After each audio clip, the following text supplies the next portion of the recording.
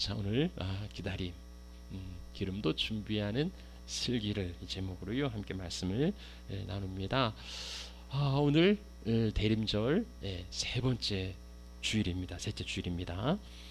대림절은 어떤 절기인가 좀 생소하실 수도 있는데요. 어드벤트, 도착하다, 오다라는 뜻의 아드벤투스 라틴어에서 유래한 겁니다. 그러니까 이제 도착하는, 오는 이제 그럴 건데요. 이게 한자어잖아요. 저 대자는 이제 기다릴 대자고요. 그 림자는 이제 임한다는 그 대림 그 뜻이에요. 그러니까 예수 그리스도의 임재 오심을 기다리는 절기, 이제 이게 대림절입니다. 예수 그리스도의 오심이라고 할 때는 두 가지 이제 차원을 볼 수 있겠는데요.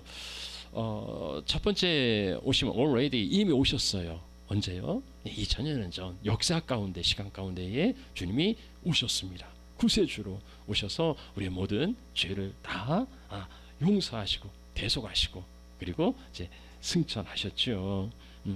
이것을 기념하는 절기가 성탄절이에요. 예수님이 오셨다는 그날, 그날을 이제 기뻐하면서 즐거워하는 이날의 성탄절인데 너무 기쁜 날이잖아요. 그러니까 미리부터 이제 그날을 준비하는 겁니다.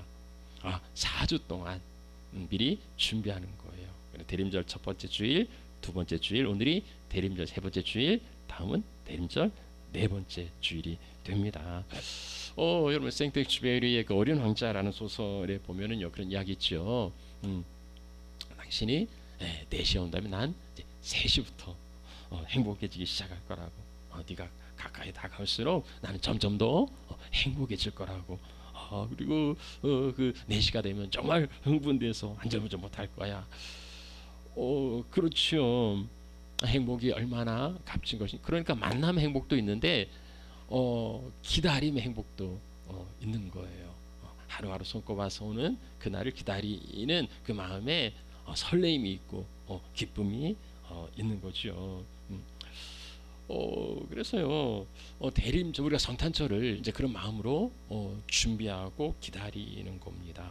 자, 그런데 성탄절에 또 다른 차원이 있어요. 그것은 뭐냐면 오실 예수 그리스도. 그러니까 2000년 전에 오신 예수 그리스도를 기뻐하지만 예수님이 승천하시면서 한 가지 약속을 주신 게 있어요. 뭐냐면 다시 오시겠다는 겁니다. 예수님이 다시 오신다. 다시 오신다. 이제 다시를 재라고 그러고 오신다 림. 그래서 이것을 이제 재림 이렇게 한자로 이야기를 해요. 그러니까 예수님 다시 오신다. 그러니까 오셨고 already 이미 오셨고 다시 오실 거다. 아직 오시지 않으셨죠. 그러니까 not yet 그렇게 이제 표현할 수가 있습니다. 근데요 다시 오시는 그 목적은 처음 오신 거하고는 전혀 달라요. 처음에 예수님 오신 까닭은 구원, 우리를 구원하시기 위해서 당신의 목숨을 내어서 우리를 대신 구원하시려고 오셨어요. 자, 그래서 예수님이 우리 구원을 완전히 이루셨죠. 우리는 믿기만 하면 구원을 받는 거예요. 그러니까 모든 기회가 다 열려 있는 겁니다. 누구나 믿기만 하면 구원을 받아요. 자, 그러면은 두 번째는 왜 오셨을까? 이번에 두 번째 오시는 재림의 목적은 심판이에요. 심판. 그러니까 내가 참 목숨을 버려서까지 이렇게 구원해 주었는데 이걸 믿지 않아요. 그러면 그 믿지 않는 자들에 대해서는 심판, 그리고 그것을 믿는 자들에 대하여서는 이제는 영생, 천국 이렇게 이제 되는 거죠. 그래서요 주님의 다시 오심, 재림 있기 전에 우리는 이제 준비해야 됩니다. 가장 그 최선의 준비라면 믿음이겠죠. 예수님 믿어서 천국의 백성이 되는 거. 그 다음에는 이제 그냥 믿는 거. 그냥 믿는 거. 모든 믿음이 다 똑같은 게 아니잖아요.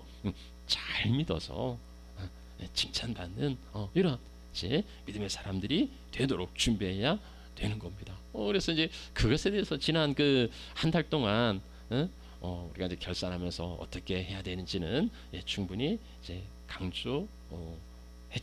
충분히 이야기한 것 같아요. 어떻습니까? 이제 여러분들 예수님의 그 다시 오심을 기다리고 또 준비하고 계십니까?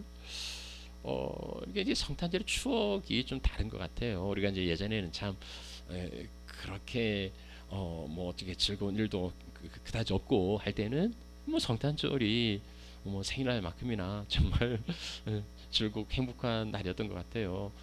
그날이 오기를 손꼽아 기다리고, 또 교회에서는 또 12월 달이 되면은 뭐 어른도 애들도 막 이렇게 선극도 하고 뭐 찬양 연습도 하고, 그래서 이제 성탄 전날에 다 모여서 그렇게 발표하고 뭐 즐거워하고 막 귤도 먹고 뭐 떡도 해 먹고 뭐 밥도 먹고 뭐 잔치를 벌이지 않습니까? 이제 그런 참 성탄의 기쁨이 있었는데, 이제 요즘은 그냥 뭐 성탄절이 그냥 일상에 흘러가는 그 하루 같은 좀 아쉬움이 있는 것 같아요. 근데 이제 오신 예수님을 기념하는 맞이하는 성탄절은 이제 그렇게 뭐 기쁜 일이지요. 근데 그보다 더 중요한 건 다시 오신 주님을 맞이한 준비하는 겁니다. 그게 더 중요하죠. 어떻습니까? 모든 인류 역사는요 다 그날 향해서 달려가는데, 여러분들 이때 그 날에 대하여서 관심 있으세요? 그 날에 대하여서 재림, 주님 다시 오시는 그 역사, 그 사건에 대하여서 진지하게 이야기를 나눠보신 적이 있으십니까? 내가 주님 다시 오시면 어떨까 하고 진지하게 생각해 보신 적이 있으세요? 한동안 우리 뭐 기독교의 그 정말 재림 열풍이 막 불었다가 이게 이제 꽝 된 다음부터는 이 종말과 재림에 대해서는 일부 그 사이비 종파들 이단들의 전유물이 되는 것 같아요.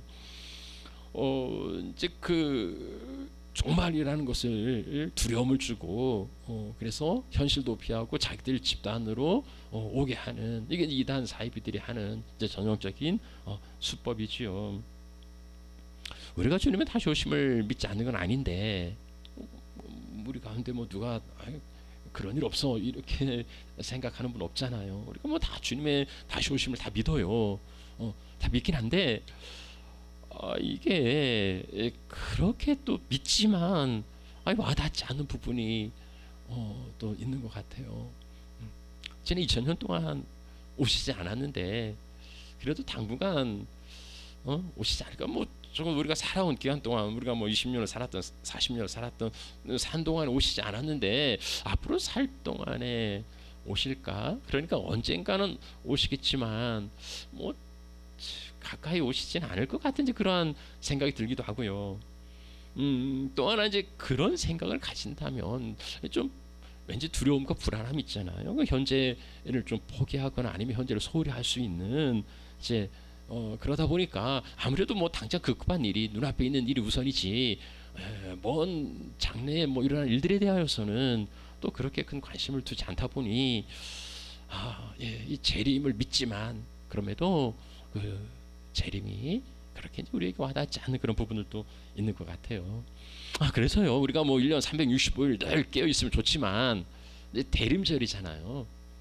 이 대림절은 이제 기다리는 주님의 성탄과 재림을 이제 기다리는 이 절기만이라도 이 대림절을 어떻게 지내야 하는지, 그리고 어떻게 주님 맞을 준비를 해야 하는지 이 대림절만큼이라도 좀 생각해 보시고 또 그렇게 준비할 수 있으면 좋겠다 싶습니다. 그래서 이번 주와 다음 주 대림절 세 번째와 네 번째 주에는 이 기다림이라는 주제로요 우리가 어떻게 기다려야 하는지를 한번 나눠보려고 해요.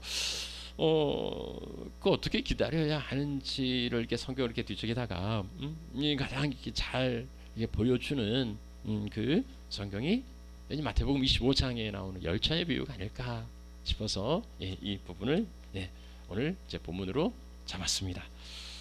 자, 마태복음 25장에 나오는 열처녀의 비유는 이제 결혼식이에요.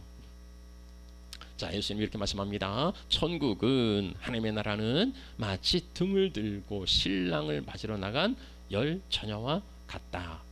신랑이 나오니까 이제 결혼식 같아요.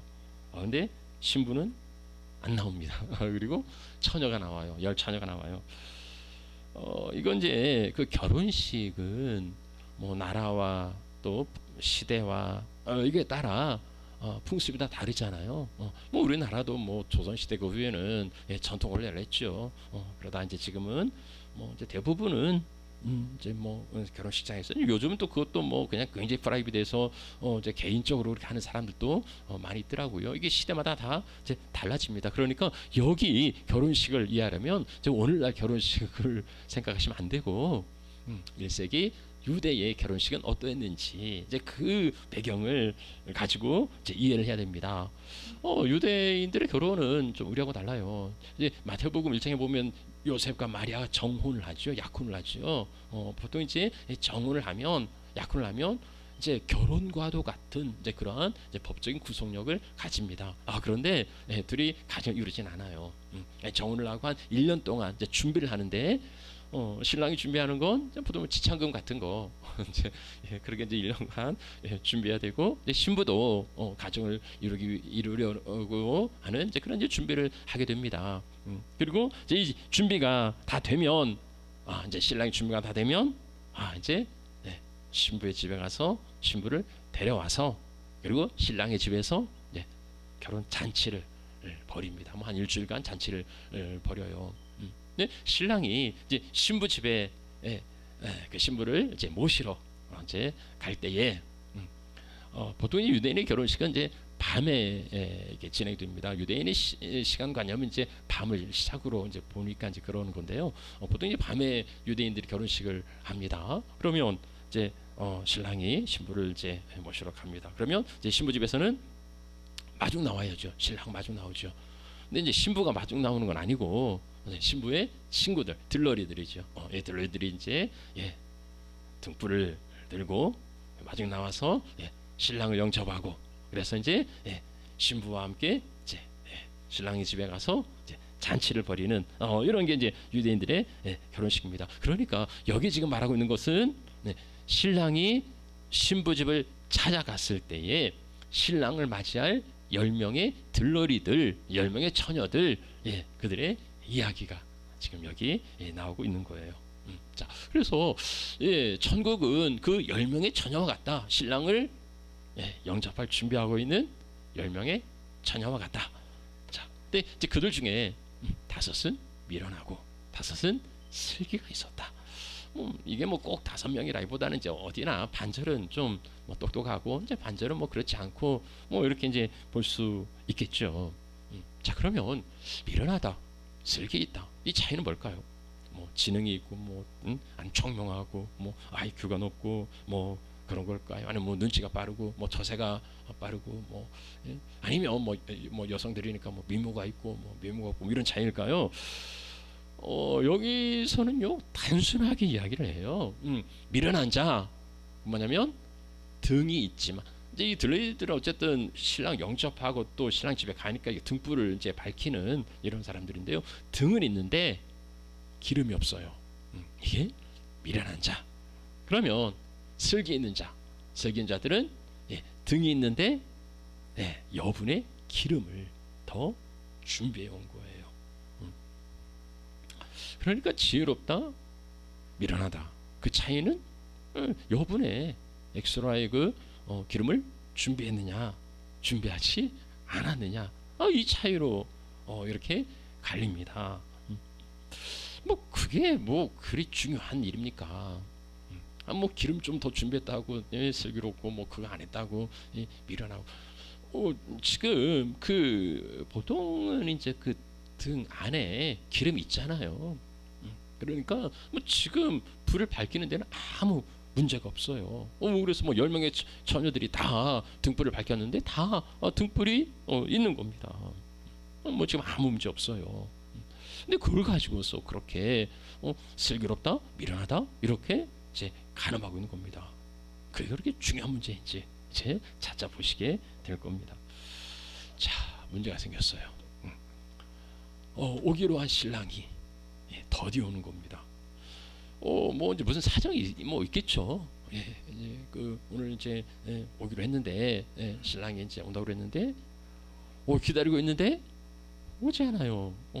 더디 오는 거예요. 이제 뭐 밤에 오는데 뭐 이제 초저녁에 와야 하는데 초저녁도 안 오고 밤이 더 깊어져요. 그러니까 이제 신랑 기다리긴 해야 되겠는데 여러분 뭐 밤이 되면 다 졸음이 오잖아요. 너무나 뭐 행사 준비하느라 얼마나 피곤했겠어요. 그러니 다 졸기도 하고 자기도 합니다. 이게 생각지 못한 일이 벌어진 거예요. 늦어진 거예요. 슬기로운 처녀도 졸고 자고, 미련한 처녀도 졸고 자고, 다 졸고 잠들었습니다. 자, 그러던 중에 드디어 신랑이 도착했다고, 신랑이로다 맞으러 나오라 하는 소리가 들렸습니다. 자, 신랑이 왔다. 맞아. 그러면 제일 먼저 이 들러리들이 나가서 이제 신랑을 맞이해야죠. 그래서 이제 10명의 처녀들이 이제 일어나서 등을 준비했습니다. 자, 그런데 문제가 생겼어요. 신랑이 늦게 오는 바람에 그 등 안에 있는 기름이 이제 소진되어서 다 닳아서 불이 꺼져가는 거예요. 지혜로운 자나 미련한 자나 다 이제 그렇게 등불이 꺼져가는 거죠. 그래서 이 미련한 자들이 슬기로운 자, 곧 기름을 준비한 자들에게 우리 등불이 꺼져가니까 너 기름을 좀 나눠달라 하고 요청합니다. 그렇죠. 뭐 아무리 뭐 등불이 좋아도 기름 없으면 이게 무용지물이지요. 그러니 우리 지금 등불이 꺼져가는데 너가 주면 기름 좀 나눠달라. 그러니까 지혜로운 처녀가 이제 이렇게 대답을 하죠.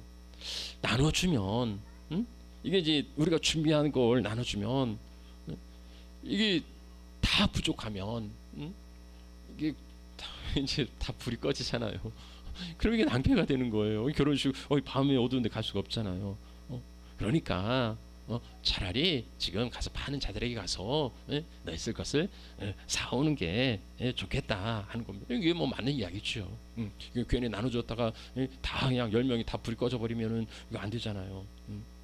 그래서 미련한 이 처녀들이 기름을 사기 위해 떠났고, 그때 이제 신랑이 와서 그리고 이제 잘 준비했던 사람들과 함께 혼인잔치에 들어갔고, 그리고 문이 닫혔다 합니다. 문이 닫혔더라. 이제 뒤늦게 그 기름을 구입하고 잔치에 찾아온 이 미련한 5명의 처녀들이 이제 그 문을 열어 달라 하고, 주여 우리에게 문을 열어 주소서라고 요청하지만 이미 결혼 잔치는 시작이 되었고, 그리고 5명의 슬기로운 자들의 등불이 있으니 더 이상 이 5명이 이제 필요가 없게 된 겁니다. 그래서 내가 너희를 알지 못한다. 참 그러한 허망한 통보를 받습니다.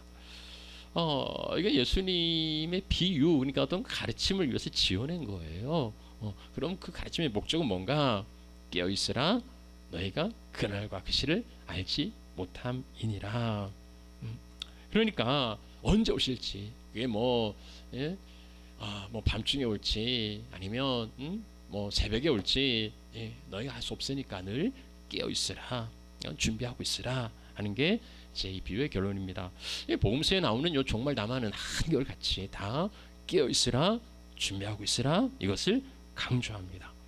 그래서 오늘 이 마지막 시대에 살아가는 우리에게 주신 말씀, 깨어 있으라, 준비하고 있으라 하는 겁니다. 자, 그러면 이 깨어 있다, 준비하는 거, 이게 구체적으로 어떻게 하라는 건지 오늘 그 말씀을 좀 더 살펴보려고 합니다. 자, 오늘 본문의 차이는 뭡니까? 지혜로운 자, 미련한 자, 이 운명이 혼인잔치에 들어가고 들어가지 못, 다 기다렸잖아요. 다 신랑 기다렸는데 어떤 사람들은 들어갔고 어떤 사람들은 들어가지 못했단 말이죠. 이건 정말 중요한 거 아닙니까? 다 기다리고 있었는데 누구는 들어가고 누구는 들어가지 못했다. 이건 정말 중요한 거예요. 그 기준점이 어디인가? 기름을 준비하는 데 있었지요. 자, 여기 신랑, 이제 다시 오실 예수 그리스도를 가리키는 거죠. 그리고 신랑을 기다리는 들러리들, 예수 그리스도의 재림을 기다리는 성도들, 뭐 그렇게 볼 수 있겠습니다. 여러분 보세요. 10명은요 같은 성도들이에요. 그러니까 이 미련한 자들은 뭐 예수를 몰랐다거나 뭐 이런 사람들이 아니에요. 지혜로운 자, 미련한 자 다 똑같이 신랑 되신 예수 그리스도를 기다리는 성도들이었습니다. 그러니까는요 기다린다고 다 들어가는 거 아니라는 참 무서운 경고일 수도 있지요. 내가 신랑을 알고 그래서 신랑의 오심을 기다리고 있으니까 난 됐어 이리 할 수 없다는 겁니다. 자, 그러면 깨어 있으라 준비하고 있으라 하는 게 뭘 의미할 걸까요? 깨어 있다는 건 뭐 두 눈 부릅뜨고 졸지 않고 이런 걸까요? 여기 본문에서는 이제 다 졸고 잠들었다 말하죠. 슬기로운 자도 지혜로운 자도 또 그 어리석은 자도 미련한 자도 다 잠들었어요. 졸기도 하고 잠들었단 말이죠. 그러니까 우리가 늘 그렇게 눈 부릅뜨고 어떻게 그럴 수는 없죠. 잠들 수 있어요. 차이는 뭡니까? 지혜로운 자, 슬기로운 자, 미련한 자 잠들었는데 똑같이 잠든 거 아니에요. 그렇죠? 슬기로운 자들은 준비하고 잠들었고 미련한 자들은 준비도 하지 않고 잠든 거죠. 이 슬기로운 자, 미련한 자, 열매의 처녀들은 뭐 다 똑같아요. 신랑을 기다리기 위해서 부름 받았고 그래서 등불 들고 단장하고 기다리고 있었습니다. 근데 차이는 한 가지, 여분의 기름을 준비했느냐 그 차이입니다. 여분의 기름을 준비했느냐. 지금 뭐 당장은 보이지 않으면 죽으면 등불에 기름이 있으니까 불을 밝힐 수 있지요. 근데 미래에 주님 오시는 그때 그 기름이 준비되어 있느냐 하는 거예요. 그럼 이제 이 이야기는 오늘날도 뭐 상식적인 그런 이야기예요. 여러분 뭐 장거리 여행 가면 제일 먼저 하는 게 뭡니까? 자동차에 이제 기름이 충분한지 그리고 기름을 이제 잔뜩 채우는 거죠. 뭐 한국의 이제 하이웨이는 뭐 그 휴게소가 곳곳에 있으니까 뭐 아무 문제가 없지만 캐나다는 그렇지 않아요. 일본 하이웨이를 타고 이제 로키 산맥을 넘으면 이게 마을이 자주 있지 않아요. 그래서 이제 그런 표지가 있죠. next station, 다음 그 주소가 한 150km 있다. 그러니까 150km를 갈 수 없는 그러한 이제 가스의 양이 있으면 채워야죠. 채워야죠. 그러니까 그 안에는 주소 없어. 그러니까 미리 준비해야 돼. 그런 거죠. 근데 준비한다고 해도 또 이렇게 착오가 있고 안 되는 경우들이 있더라고요. 이제 작년입니까? 제가 그 이제 새 차를 이제 우리 교회에서 잘 구입해 주셔가지고 신나게 이제 차를 몰고 이제 우리 노예가 그때 그 BC에 있는 그 해리슨 핫스프링에 이제 그 있었어요. 한 850, 60km 정도, 이제 그 정도 거리인데 주유를 다 넣었더니 게이지가 나오잖아요. 950km. 대단하죠. 한번 주유했더니 950km를 갈 수, 뭐 거기 가서 그 리조트 가서 이제 주유하면 되겠다 하고 이제 뭐 아무 걱정 없이 이제 갔죠. 이제 갬록스 지나면 이렇게 쭉 내리막길이잖아요. 근데 이 계기판에 그 나타나는 수치가 이제 거기를 지나면서 정상적으로 떨어지는 게 아니라 그냥 쭉쭉쭉 이렇게 운전할 수 있는 거리가 줄어드는 거예요. 그래가지고 이제 이렇게 이제 그 다음에 이제 메리스를 지나고 그 다음에가 이제 뭐 호프 이제 이렇게 가죠. 이렇게 메리스에 가야 되는데 놓쳤어요. 이렇게 들어가서 쳐야 되는데 이 출구를 못 찾아가지고 그냥 쭉 지나갔어요. 이제 점점점 수치는 줄어들고 이러다 이거 도중에 서는 게 아닌가. 여러분 그게 그러더라고요. 요렇게 떨어지는 게 아니고 요렇게 떨어지나 봐요. 그 탱크가 얼마 남지 않았을 때는 그거 믿고 이제 있었는데 그래서 조마조마 얼마나 뭐 조마조마했겠어요. 이제 결국은 이제 간신히 그 이제 그 호프에는 들어갔어요. 호프에 들어가가지고 주유해가지고 그렇게 갔는데요. 얼마나 긴장했든지. 다음부터는 좀 미리미리 채워야 되겠다. 이거 믿어서는 안 된다. 이거 믿어서는 안 돼요. 이게 탱크에 이제 그 가스가 충분한 줄 알았는데 이게 고장이 났거나 아니면 얘가 예측을 잘못한 거라면 이 차 얼마나 낭패가 됩니까? 근데 뭐 가스에 이제 떨어져도 긴급 서비스 받으면 차량에 와서 이제 채워주긴 해요. 근데 이 마지막 날, 마지막 날 그 기름이 없는 건 이건 대체 불가예요. 이건 누구한테 빌릴 수도 없고 대체할 수 없어요. 기름을 준비해야 한다. 슬기로운 자녀처럼 기름을 준비해야 한다.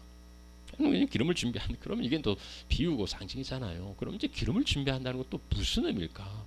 이 기름을 준비하는 것 때문에 미련한 자와 슬기로운 자로 갈리는데, 자 그러면 기름을 준비한다는 건 아니 뭐 식용유를 준비하는 거겠어요? 아니면은 뭐 저기 자동차의 그 가솔린을 준비하는 거겠습니까?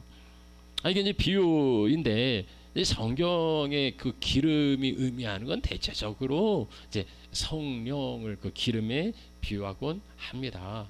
물론 다 그런 건 아니에요. 기름, 성령, 기름 거기 하는 것도 어느 때는 제 성령을 그 불처럼, 그렇게 바람처럼 뭐 이렇게 비유하는 게 다르니까 모든 게 다 그렇다 그렇게 말할 수는 없지요. 근데 아무튼 기름을 준비하라 하면 제 성령 충만, 늘 성령 충만하게 살라, 이제 그렇게 볼 수 있습니다. 이제 마지막 시대에 살아가는 성도들, 우리가 육체의 욕심 따라 살아가지 않는 비결은 하나밖에 없어요. 그것은 우리 안에 성령으로 충만한 거예요. 성령께서 우리 안에 있을 때 우리가 육체 욕심 따라 살아가지 않고 성령의 인도하심, 이 성령의 충만이라는 것도 뭘 꽉꽉 채운다 뭐 이리 또 이해할 수도 있겠지만 더 구체적으로 보자면 성령의 다스리심이에요. 성령의 다스리심. 누가 나한테 말한다고 여러분 듣습니까? 뭐 듣는 사람도 있고 안 듣는 사람도 있지요. 뭐 지나가는 사람이 이웃집 아저씨가 뭐라고 하면 듣는 놈 많은 놈 알 겁니다. 근데 권위를 가진 자가 이야기하면 경찰이 서했는데 무시하고 그냥 갈 수 있겠어요? 그러진 않아요. 어떤 권위를 가진 자의 이야기는 듣겠죠. 그러니까 성령께서 내 안에 나를 온전히 주장하실 때, 곧 내가 성령께 순종할 때에 이걸 이제 성령의 충만이라 말하는 거죠. 자, 그런데 또 여기서도요, 그 이제 마지막 그 슬기는 자가 그 미련한 자들에게 가서 돈 주고 사오라고 그러잖아요. 근데 이제 성령을 이게 돈 주고 살 수는 없지요. 그게 이제 마술사 시몬 이야기 있어요. 하나님의 그 선물을 돈 주고 살려고 했다가 이제 베드로에게 엄한 책망을 받습니다. 성령은 돈 주고 그렇게 살 수 있는 게 아니에요. 이제 그러다 보니까 이게 이제 성령의 충만이라고 하기는 그런 것 같기도 하지만 또 이게 또 맞지 않는 이런 부분도 있는 거죠.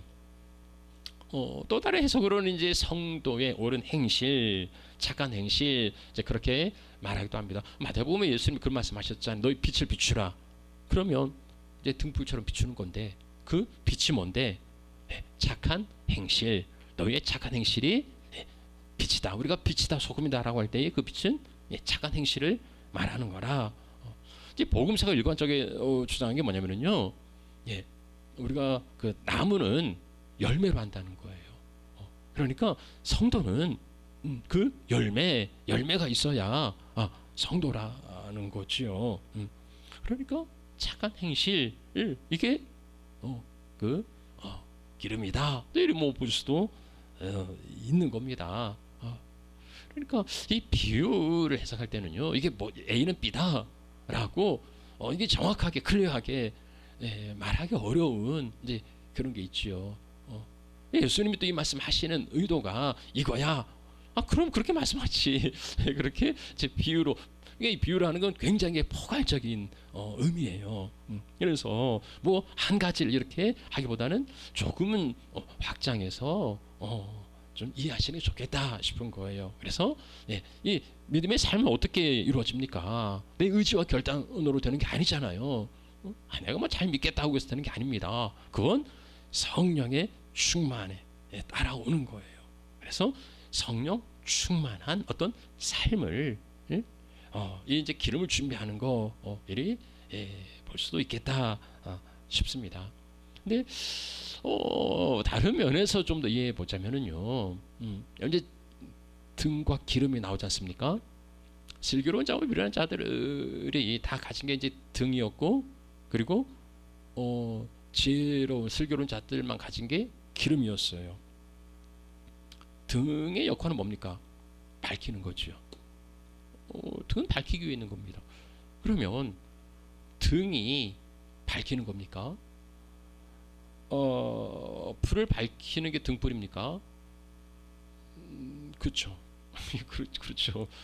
뭐 등불을 보면 등불이 불을 밝히죠. 이게 이제 그냥 보기에는 외형적으로 보면 그렇습니다. 그런데 진실은 등불이 아니고 기름이죠. 그러니까 심지를 태워서 빛을 내는 게 아니잖아요. 얼마 못해요. 등불에 있는 그 심지를 태우는 게 아니고 심지를 통해서 기름을 태우는 거잖아요. 그러니까 기름이 빛을 내는 거지 그 등불 자체가 빛을 내는 거 그건 아니죠. 쉬운 예는 이제 사람이 살아가면서 사람이 이제 육체와 영혼으로 되어 있다고 그러는데요. 육체가 움직이죠. 왜 육체가 움직이는가? 아니죠. 영혼이 육체를 떠나면 육체는 움직이지 않아요. 움직일 수 없어요. 그러면 사람에게 중요한 건 뭡니까? 겉으로 드러나는 겁니까? 아니요. 물론 이제 그것도 중요하죠. 근데 그보다 더 중요한 건 영혼인 거예요. 영혼인 거예요. 등불이라면은 이제 겉으로 드러나는 신앙의 모습들일 수 있겠죠. 보여지는 신앙의 모습들, 모든 신앙의 형식들, 뭐 그 예배하는 곳일 수도 있겠고, 뭐 기도하는 곳일 수도 있겠고, 뭐 전도하는 거나 봉사하는 거라든가, 뭐 교회 다니는 거라든가, 겉으로 드러나는 행실일 수 있단 말이죠. 그래서 우리가 뭐 예배 오고 교회 다니고, 뭐 기도하고 전도하고, 그럼 이렇게 하면은 다 그 혼인잔치에 들어갈 수 있는가? 아니요. 그게 아니라는 거예요. 기름이 있어야 된다는 겁니다. 그럼 기름은 뭡니까? 등 안에 보이지 않는 그 기름이 있잖아요. 그러니까 등불 안에 보이지 않는 기름이 있는데 그 내면에 뭐가 있느냐 하는 거죠. 흉내 낼 수 있어요. 잠깐 반짝 불길을 낼 수 있어요. 근데 기름이 없으면 오래 할 수 없어요. 오래 갈 수 없어요. 그러니까 내 내면에 뭐가 있는지, 믿음이 있는지, 성령이 있는지, 그게 더 중요하다는 겁니다. 그러니까 예배 자리에 와 있지만은 내 마음이 없어요. 이사야가 그걸 말하죠. 내 마당만 밟고 지나가는데 내 그거 견딜 수 없이 괴롭다. 차라리 그냥 안 왔으면 좋겠다. 주님이 오지 말라는 게 아니고 이게 예배당에 왔는데 이게 몸만 와 있지 마음이 없으면 주님 마음을 보시는데 이 마음이 없으면 너무 힘들다는 걸 말씀하시는 거죠. 봉사를 하고 기도를 해도요, 그 기도가 내 욕망을 채우기 위한 거고 그 봉사가 내 이름을 내기 위한 거라면 위선이라고 그러죠. 그걸 외식이라고 그러죠. 아무리 그렇게 봉사하고 아무리 그렇게 기도한다 하더라도 그게 뭔 소용이 있느냐 하는 거죠. 그 내면에 채워지는 거. 등불과 기름이 있으면 뭐 다 중요하지만 기름이 없으면 등불은 쓸모가 없어요. 근데 오늘날 보세요. 사람들은 뭘 더 중요하게 여깁니까? 보여지는 일에 더 관심을 가지고 더 치장을 하려고 그래요. 뭐 등불이 있어요. 그래서 이 등불에 기름을 채우고 기름을 준비하는 이 보이지 않는 것보다는 나타나고 보여지는 거. 그래서 이 등불에다가 막 보석을 박아요. 그래서 번쩍번쩍하게 빛나게 하고 이 등불을 막 더 크게 하고서 더 큰 불을 밝힐 수 있다고 자랑합니다. 이제 외모지상주의를 살아가는 오늘 우리 시대 그 루키즘의 그 시대 정신이 아닙니까? 신앙도 내가 말이지 나 모태 신자야, 내 4대째 신앙인이야, 내가 집사야, 장로야, 목사야, 우리 부모님 목사, 이런 거 이야기하지만 여러분 그걸로 혼인잔치에 들어갈 수 있겠습니까? 내가 목사라고 하는데요, 목사 그 증명서를 가지고서 전국문 통과할 수 있겠냐고요? 그런 일 없어요. 그럴 수 없어요. 내가 50년짜리 등불이라고 그게 골동품으로 가치는 있을지 모르겠습니다만은 등불을 밝히는 데는 기름 있느냐 없느냐 차이일 뿐이지 오래되었다고 더 빛나는 거 없어요. 거기다 금은보석 박았다고 그래서 더 빛나는 거 없어요. 기름이 있느냐 하는 겁니다. 우리 안에 기름 있는지 여러분 보세요. 오늘 그 은행 강도가 은행에 들어가 가지고 이제 권총을 가지고서 직원 인질로 잡았어요. 이제 경찰이 출동해서 이제 이 강도 협상을 벌입니다. 그래, 원하는 게 뭐냐? 그랬더니 이 은행 강도가 하는 이야기가 총알을 달라. 이게 뭐 코미디 같은 일입니까? 아니 권총에 총알 없으면 그게 뭔 권총이에요? 아무 쓸모 없어요. 기름 떨어진 등불도요 똑같아요. 아무짝에 쓸모 없어요. 마지막 날에 나한테 기름을 달라 줄 사람 아무도 없어요. 그건 지금 준비하는 겁니다. 내면을 채워가는 거, 성령으로 믿음으로 내 안에 채워가는 거. 우리가 어디 있든지 간에 예배 자리에 있으면 정말 예배자의 마음으로, 기도 자리에 있으면 정말 진실한 기도자의 마음으로 드리는 거. 바리새인들과 서기관들은요 그게 없었단 말이지요. 예수님의 가장 질타받은 사람들 그 사람들 아닙니까? 이 회식하는 자들아, 이 회치란 무덤아, 사거리 서가지고는 뭐 두 손을 들고서 막 보란듯이 기도합니다. 내가 말이지요, 기도하는 거 자랑이에요. 일주일에 내가 뭐 금식도 하고 뭐 11조도 하고 뭐 구제도 하고 뭐 또 벌리는데 그건 자랑이지 그 기도 아니에요. 드러나게 하는 그게 아니라 그 내면의 중심으로 하나님 앞에 나아가는 거, 그 기름이 그 마지막 날 혼인잔치에 들어갈 수 있게 하는 놀라운 은혜가 될 겁니다. 그래서요 오늘 비유의 말씀은 그 기름을 준비하는 슬기로운 자들이 되라 하는 겁니다. 말씀 마무리하죠. 자, 어떻습니까? 겉으로 보여진 믿음이 아니라 여러분 안에 있는 그 믿음의 내공은 어떻습니까? 사람들이 보여지는 부분이 아니고 하나님이 보시는 그 믿음의 중심은 어떻습니까? 그건요 사람들은 알 수가 없을 거예요. 뭐 어느 정도 뭐 보여지긴 하지만 그렇다고 해서 그게 전부거나 진실일 수는 없습니다. 그 내면은 여러분 많이 알고 계실 겁니다. 뭐 어쩔 땐 풀로 채워지기도 하죠. 근데 어쩔 때는 이게 뭐 하다 보면 자동차를 타다 보면 이렇게 떨어지잖아요. 살다 보면 내 내면의 기름이 고갈되어 가는 것을 느낄 때도 있어요. 또 때로는 그 랜사인 그 주유등의 불이 딱 들어오죠. 그리고 깜빡깜빡입니다. 채워야 돼.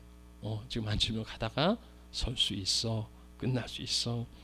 그거 무시하고 가면 정말 큰일 납니다. 긴급 서비스 받으셔야 돼요.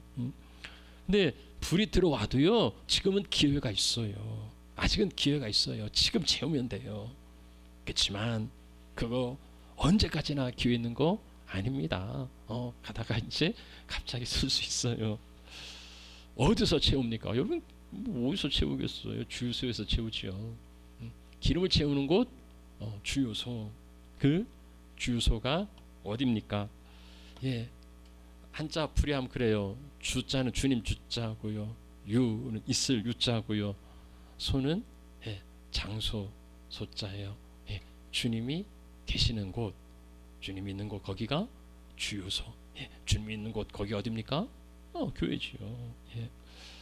교회에서 주유소, 그 교회에서 기름을 채우지 못하면 세상 어디 가서 그 믿음의 기름을 채우겠습니까? 이게 뭐 수십 년 왔다 갔다 했는데도 여전히 그 기름통에 채워지지 않았으면 그 내면이 공허하고 그래서 뭐 뭔가 뭐 그냥 외적인 걸로 막 이렇게 치장을 해요.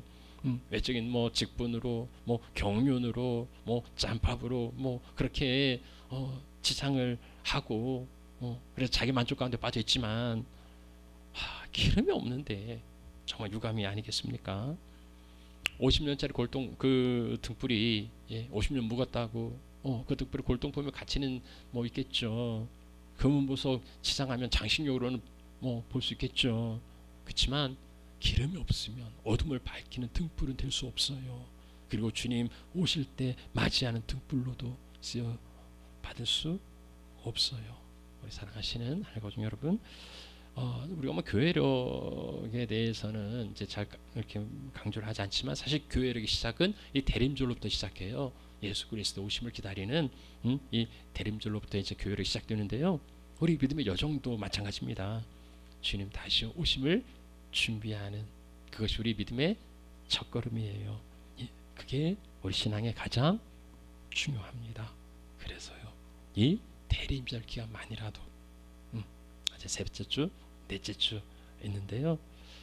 이 대림절 기간만이라도 우리가 주님 맞이할 준비가 되어 있는지, 등불을 밝히는 기름이 충분한지 돌아보면 좋겠습니다.